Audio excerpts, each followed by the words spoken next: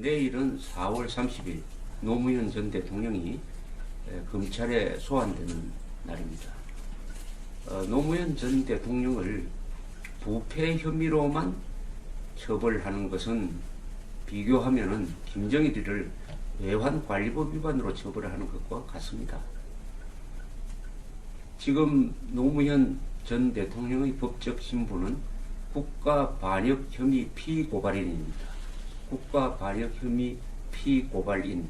왜냐하면 작년 2월에 국민행동본부가 노무현 당시 대통령을 국가반역 혐의로 검찰에 고소를 했습니다. 고소인인 서정갑 국민행동본부장은 조사를 받았습니다. 그러나 검찰은 아직도 노무현 씨를 조사하지 않고 있습니다. 이왕 부른 김에 국가반역 혐의도 함께 조사하여야 할 것입니다. 국가반역이라는 것은 뭐냐? 쉽게 말하면 국헌을 문란시키고 국기를 파괴하는 행동을 말하는 것입니다. 국헌이라는 것은 헌법입니다. 헌법 체제를 문란하게 하고 국기는 국가의 기본, 주로 안보, 정체성, 정통성을 말하는데 이것을 흔든 자는 반드시 외환, 내란 또는 여적죄 등등의 법적 제재를 받아야 하는 것입니다. 그런데 우리 사회 일각에서 이런 노무현 씨에 대한 아주 동정론이 많이 일어나고 있습니다. 그 동정론의 핵심은 전직 대통령을 다시 법정에 세우는 것은 국가 위신이 훼손되는 것이다 라는 논리입니다. 이런 주장을 하는 사람들이 보수층에서 나오고 있습니다. 여기에 중대한 오해가 있습니다. 이런 주장을 하는 사람들은 노무현 씨의 정체를 잘 모릅니다. 노무현 씨의 정체를 단순히 600만 달러 또는 1억짜리 시계 이 정도로 알고 있는데 그 사람의 본질은 국헌과 국기를 문란시킨 국가반역 혐의의 피고발인인 것입니다. 따라서 노무현 씨에 대한 동정론은 이게 진실에 입각하고 있지 않습니다. 예를 들면 일본의 검찰은 매우 존경을 받습니다. 일본에서 가장 존경을 받는 곳이 일본의 검찰과 법원입니다. 그 이유 중에 하나는 1970년대에 정계의 실력자입니다. 총리를 지낸 다나카 가쿠에이를 술해 혐의로 구속했기 때문입니다. 다나카 가쿠에이는 당시 여당의 최대 계보를 장악하고 있었던 킹메이커이기도 했습니다. 그러나 부패한 사람이었습니다. 그 사람의 금맥과 인맥이라는 기사를 써서 폭로한 사람이 있습니다. 문해춘추의 다치바나라는 프리랜서였습니다. 어떤 신문도 쓰지 않았던 것을 이 프리랜서가 썼습니다. 그 기사 때문에 다나카는 수상직에서 물러나고 그 직후에 검찰에 의해서 구속이 되었습니다.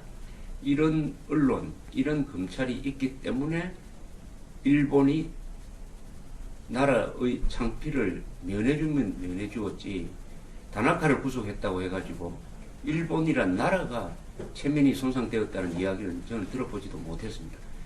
우리 검찰이 노무현 전 대통령을 엄격하게 국가반역 혐의로 부패 혐의로 제재하는 것은 대한민국의 국격을 높이는 것입니다. 제재하지 못할 때 이 대한민국은 어떤 나라가 되느냐? 이런 나라가 되는 것입니다. 이건 나라도 아니다.